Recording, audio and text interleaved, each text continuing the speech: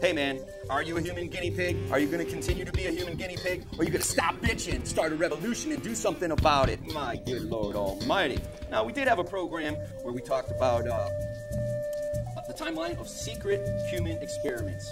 And we took quite a bit of time, starting from the early 1900s right up to, you know, I think about 1990s. You know, we talked about a multitude of things. One of the things was Tuskegee Airmen. Tell them all about it. I mean, people remember the movie that was made about it, but also during that time, and I believe it went right through into the 50s, where a bunch of pilots, and they were all black pilots, from like the 30s to the 50s, for over 20 years, and it could have even been longer, but they were supposedly being treated for gonorrhea, but instead they were just being monitored for to see the long-term effects of gonorrhea.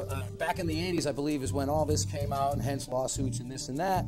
But, you know, the fact is that our government experiments on their own people many times over. It was 1994 when Congress finally passed a law saying that our government and the military cannot experiment on the public without their consent. In other words, it's been going on? It's been going on for decades without us knowing about it. And do you believe it's still going on? Oh, absolutely. Chemtrails, people, come on, give us a break. Look up in the sky, my God, it's gotten outrageously thick, and not to mention the geometric patterns. I notice wherever there seems to be a cell phone tower transmitter, wherever they're closer, the more geometric patterns, you will see the wavelengths. They're affecting the clouds. There's something that they're spraying in the moisture in the air that is affecting the moisture in the clouds that is being affected by the radio waves. There is no money being given for research in this country to investigate chemtrails. German scientists, we talked about it, you know, have proven that this is going on. Now, Buzz, we've got about 10 minutes left of the program, and I know we haven't got to season 5 yet, but let's see. All right, we talked about mercury in the light bulbs and how people are, you know, getting those economic light, you know, the economy light bulbs supposed to be lasting 9 years, and then they throw them in the garbage, and then the water table's got mercury in it. Does anybody care? Nah. You know what? You just keep drinking the fluoride in your water, right? Oh, jeez. Right. When you go and buy that bottled water, be aware, folks, that the bottled water standard for cleanliness is no more than tap water. Well, not only that, Buzz, let's talk about the failures of the FDA. We showed the program, all right, several times now, folks. Sweet Misery, a poison world. And who was behind that? None other than Donald Rumsfeld. Come on, folks, if you haven't seen Sweet Misery, check it out. Dangers of aspartame. Absolutely. All right, what else did we get involved with? The fluoride deception. Mr. Christopher Bryson, right, showed us that corporate poison's going on, you know? Now, we did our research. We found out, you know, the real reason behind fluoride and its deception is the Manhattan Project, part of the what? Atomic bomb. Right. Yeah, that's... Fluorine. Mm-hmm. The biggest byproduct of the atomic bomb. Oh, so it's also fluoride is the biggest byproduct of aluminum waste industry. That's what you got in your water. The same way they sold us evolution in our school books and forced us to go to school, the same way you get your tap water with fluoride in it. It's toxic and touted as a topical medicine. What you're doing in your water, if you don't question it, you're a dummy. Well, it's not even a medicine. That's what it's being promoted as, is a medicine. It is not a medicine. It's a toxin. It's a rat poison. It is poison. I mean, you know, why does it say on your toothpaste, do not swallow? And if you do, call the poison control center. Right, and now according to this one dentist, the amount of fluoride that's in an 8-ounce glass of drinking water is the same amount that's in the little blob of toothpaste that you put on your toothpaste. Yep. So now, on your toothbrush. So now, if you swallow that in your toothpaste form, you're supposed to call poison control. We've covered it, folks. But you're getting propagated to drink 8-ounce glasses of fluoridated water every day. We got to roll, Buzz. We got less than you know, the minutes that we got to cover everything here. We touched on Dr. Bronner. Now you know, health freaks out there know about Dr. Bronner's hemp soap. Well, when he came over to this country after he left Nazi Germany, he told his parents to get out. But the last thing he heard from his parents was a postcard. His father said, "You're right, son." Well, what happened to him when he made his ABC morals that he put on his Dr. Bronner soap? Well, they put him in an insane asylum, and they gave him electric shock therapy. When he got out, he started running around the country telling people about fluoridation of the water. That's cheap frontal lobotomy and national suicide, and that's where we're at right now with this national health care program coming our way.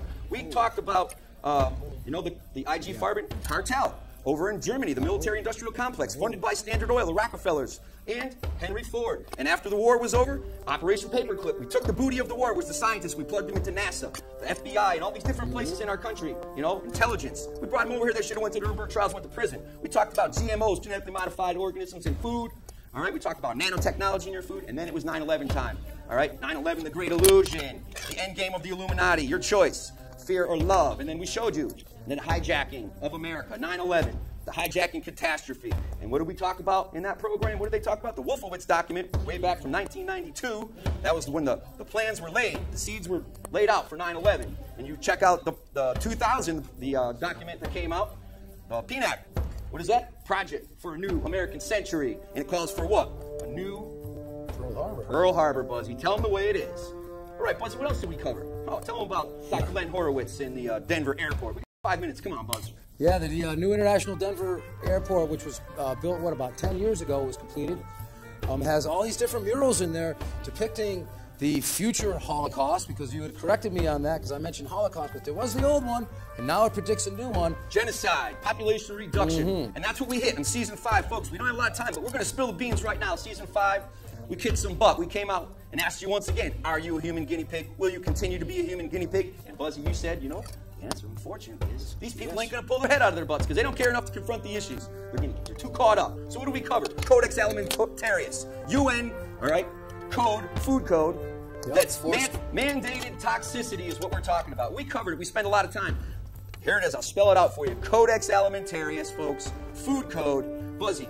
According to the World Health Organization and the Federal Trade Commission, after 5 years of its implementation, which is December 31st, 2009, once they get it all together, this was their whole plan when they planned it back in 1962, originally. Okay, they may be a little bit off, folks, but what did they predict after 5 years of its implementation?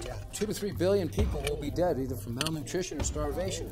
3 billion dead, actually. 2 billion from malnutrition, and 1 through immune deficiency. Right, and now this codex also has stipulations of things like no humanitarian aid for other countries. Because of trade agreements. Once again, for enforcement through treaty, not through law. That's a whole different subject as far as treaties, NAFTA, CAFTA, the shaft. Remember that, folks. That's right. Where have all our jobs gone? Overseas.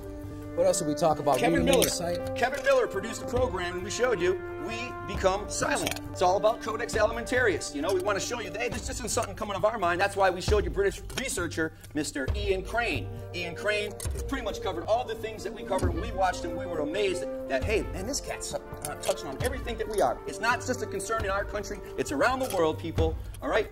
We talked about... you know, pharmaceutical cartel. We let Mr. Edward Griffin show you that Sloan & Kettering, all right, that's the premier cancer society, was hijacked by the Rockefellers. They're not going to allow any natural cures to come through. Leotrin from the 70s, banned or not used, you know, okay? We showed you the Ricky Simpson story again just to show you that there are cures out there, but they're being hidden because they don't, there's no money, there's no profit. No profit in cures. There's no profit in cures. You know, remember that. The biggest money-making machine is the war. The war's going on because the munitions that are being sold is profit, profit, profit. So if there's profit in bullets and killing people, let me tell you, the pharmaceutical industry, number 2 is cancer. That's right, biggest money-making industry. We showed you over and over throughout the past 2 seasons what's going on. So we got to pretty much wrap it up. At the end of the season, all right, we showed you GMOs, a program called Unnatural Selections, and we had people, doctors, farmers, environmentalists from all around the world showing you what's happening with this genetically modified organisms throughout the world. That's real scary, folks. You know?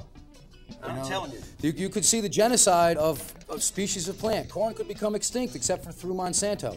You know, there'll come a day, if they have their way, you won't be able to plant a seed in your backyard and grow food for yourself. Plain and simple, you are going to be under the control of the corporate structure, and if they don't want you to live, because there's too many of us useless eaters, as you know, so many times we've been called, they're going to die. And you watch now, by the time this gets broadcast, Obama will probably have that health care reform underway. We'll see how many people are still going. We're pretty much out of time. Folks, I want to let you know that we appreciate you, know, sending us emails and letters, and just want to let you know that when freedom is outlawed, only outlaws are free. Join us next week because, people, you know what? We're going to have a special guest on the program. You know what? Freedom isn't for everybody, Buzz. And you know what? Unfortunately. There's a lot of people, including a lot of you out there, that are full of you know what? So we're going to have a hydrocolonist come in here. Her name is Constance Jones, and she's going to tell you how to clean that out of you. So join us next week here on Stop Bitchin', Start a Revolution. Buzz, what else you got to say to wrap it up? Don't forget to check out Food for Thought Wednesday nights at 9 o'clock. Hopefully you got a good education from Michael Badnarik talking about the Constitution class. Till then, peace. Peace, people. This is a test of the emergency bombing system. This is only a test.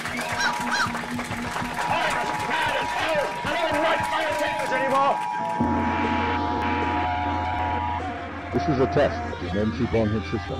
The bomb hitters in your area, in voluntary defiance of federal, state, and local authorities, have developed this system to keep you informed in the event of a bomb hit emergency. If this had been an actual emergency, the intention signal you just heard would have been followed by official supply information, police scanner news, and emergency bomb hitting instructions.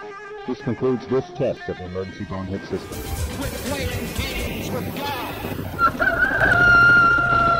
Wake up, America.